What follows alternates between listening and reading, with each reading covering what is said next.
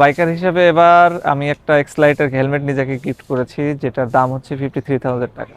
আপনার বাইকটা চেষ্টা করবেন আপনি নিজে চালাতে, অন্য কারোর হাতে যেন বাইকটা না যায়। এতে অ্যাক্সিডেন্টের সংখ্যাটা অনেকটাই কমে যাবে।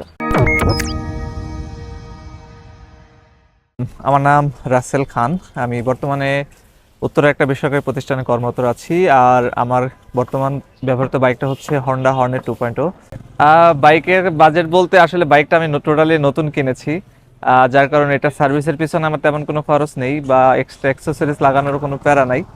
সো এই দেখ, শুধু তেল আর ইঞ্জিন অয়েল ছাড়া এটার পিছনে আর কোনো বাজেট নাই আপাতত।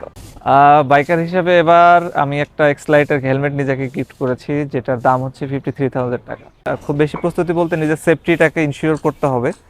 আর যদি পসিবল হয় আপনার সেহেরি করার পর পরে যাওয়াটা বেটার, কারণ হচ্ছে আপনার তখন ওই সময় এনার্জি লেভেলটা অনেক বেশি থাকে। যত ডে চলে যাবে, মানে দিনের আলোর বেশি ফুটবে, তত নিজের ডিহাইড্রেশন ফিলটা বেশি হবে, তখন হচ্ছে আপনি রোজা থেকে আপনার জন্য বেশি কষ্ট হয়ে যাবে।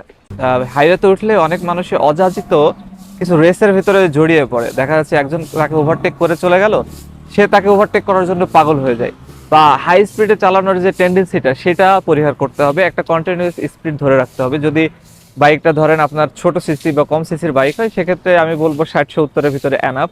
আপনার যদি বড় সিসির বাইক হয়, যদি সবকিছু বেটার থাকে, তাহলে আমি বলবো 80-90 আপনি হাইলি যেতে পারেন। তো একটা কন্টিনিউয়াস স্পিড মেনটেন করা, অ্যান্ড আপনার 50 কিলোমিটার 60 কিলোমিটার পর পর যদি ব্রেক দেন, তাহলে আপনার শরীরের জন্য ভালো, বাইকটাও ঠান্ডা হওয়ার সুযোগ পাবে।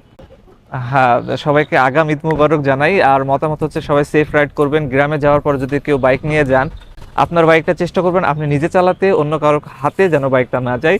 এতে অ্যাক্সিডেন্টের সংখ্যাটা অনেকটাই কমে যাবে।